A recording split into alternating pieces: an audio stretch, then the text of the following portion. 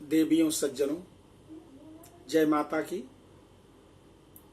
हर तालिका तीज की बहुत बहुत बधाइयाँ और शुभकामनाएं।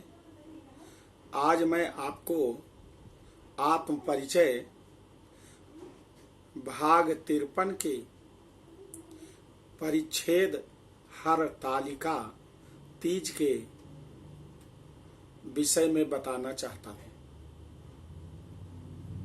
हर तालिका तीज, हर का मतलब भगवान शिव, तालिका उनकी जो समय सारणी है उसमें तृतीया तिथि भादव पक्ष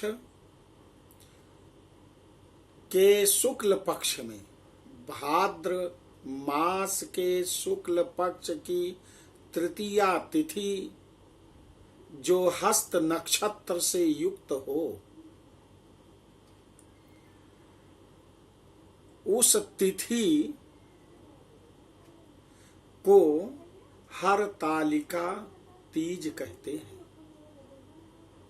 हर का दूसरा अर्थ भी है, हर माने हरण करना।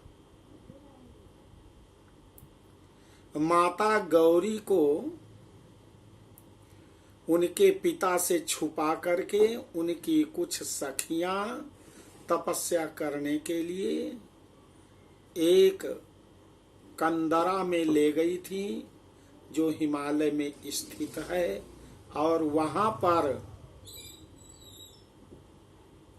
माता गौरी ने भगवान शिव को प्राप्त करने के लिए घोर तपस्या किया था। इसीलिए इसको हर तालिका तीज कहते हैं। तो सर्वप्रथम उनको नमन करते हुए उनकी प्रार्थना, ओम मंदार माला कुलिताल कायै कपाल मालांकित शेखराय दिव्यांबराय च दिगंबराय नमः शिवाय च नमः शिवाय। पुनः मंदार माला कुलिताल कायै कपाल मालांकित शेखराय दिव्यांबराय च दिगंबराय नमः शिवाय च नमः शिवाय।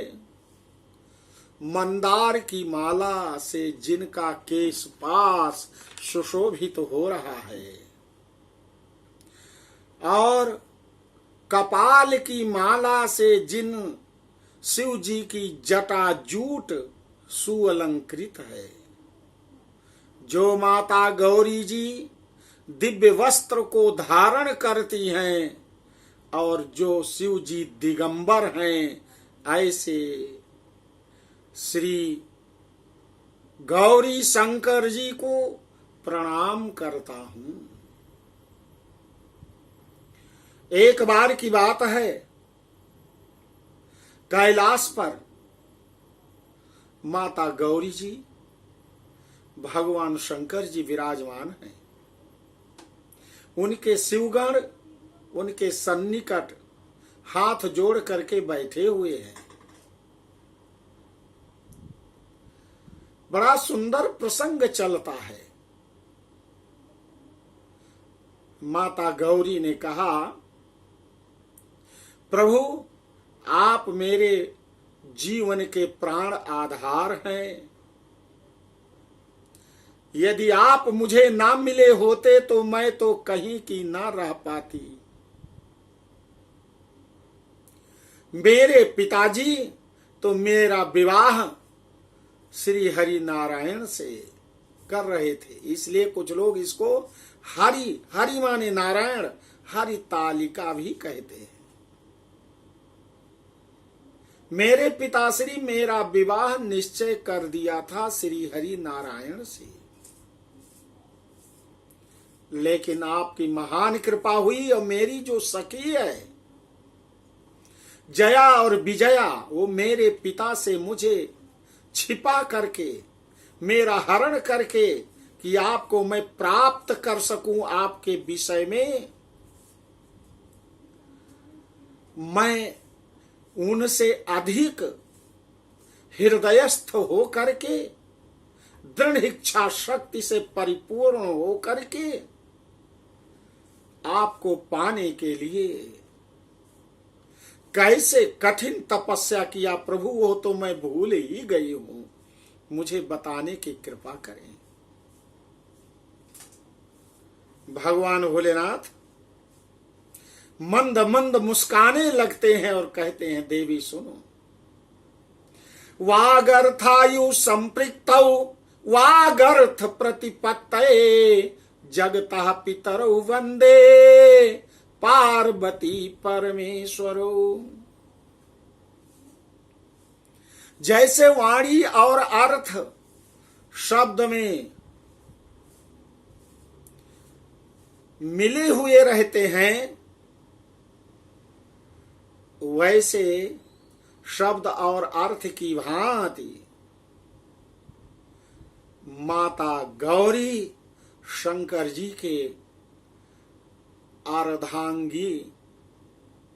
अर्धांग में विराजमान, शोभा प्राप्त, सुशोभित, सुशोभायमान हो रही हैं।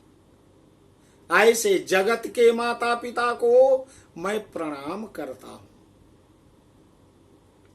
नंदी जी ने कहा, प्रभु आपको मैं प्रणाम करता हूं, अवश्य बताइए। भगवान बताते हैं कि देवी सुनो, जैसे नक्षत्रों में चंद्रमा बहुत प्रिय है, ग्रहों में सूर्य उत्कृष्ट हैं, वर्णों में ब्राह्मण उत्कृष्ट हैं, देवताओं में भगवान विष्णु उत्कृष्ट हैं, पर्वतों में हिमालय राज उत्कृष्ट हैं, और चोटियों में कैलाश पर्वत की चोटी उत्कृष्ट है। पुराणों में महाभारत उत्कृष्ट है, नदियों में गंगा उत्कृष्ट है, वेदों में सामवेद उत्कृष्ट है, और इंद्रियों में मन श्रेष्ठ है। सब वेदों और पुराणों का सर्वस्व जिस तरह कहा गया है, वह व्रत है हरतालिका तीज। वह व्रत है हरतालिका तीज। एक बार की बात है देवी, जब आप पूर्व जन्म में सती थी और आप मुझे छोड़ करके अपने पिता के घर में अनामंत्रित होकर के गई हुई थी, और वहां पर मेरा अपमान नहीं देख पा रही थी, और पिता से आप शब्दों का प्रहार करती हुई भिड़ गई थी। उस समय हिमालय राज और देवी मैना के मन में विचार आया कि यदि ये आदि शक्ति माता देवी हैं, मुझे पुत्री के रूप में प्राप्त हो जाए तो मेरा जन्म जन्मांतर का पुण्य उदय हो जाएगा और जन्म जन्मांतर का पाप भस्म हो जाएगा। आपने कहा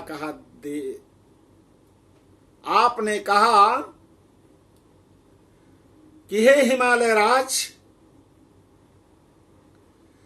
आप देवों के देव महादेव की कृपा को प्राप्त करेंगे और मुझे बेटी के रूप में जरूर आप प्राप्त करेंगे। आपके यहां पुत्री बन करके आऊंगी, लेकिन ऐसा व्यवहार मत करना। समय बीता, भगवान भोलेनाथ माता सती के विरह वेदना में हमेशा व्याकुल हैं, और वो कहते हैं रोते हुए कि मैंने तो पहले ही संकल्प कर लिया था। शिव संकल्प कीन्ह मन माही, और यही तन सती भेंट अब नाही। कि अब मैं अपनी प्रिया सती से भेंट नहीं कर पाऊंगा।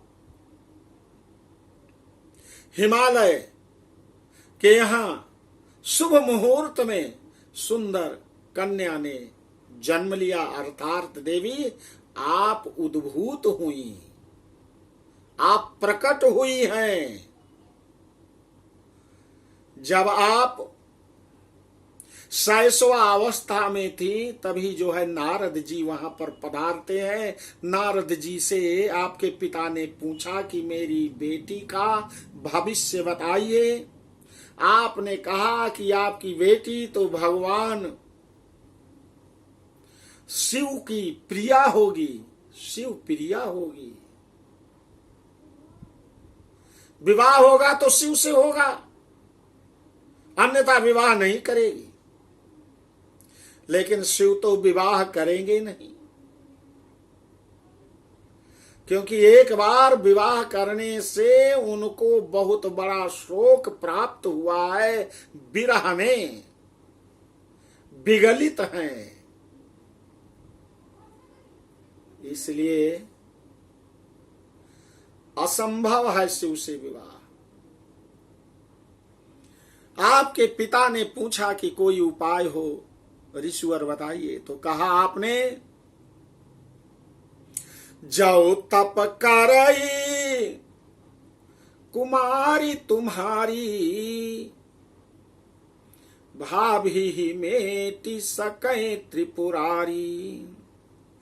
आपकी पुत्री को तपस्या करना होगा, भाग्य को बदल देते हैं।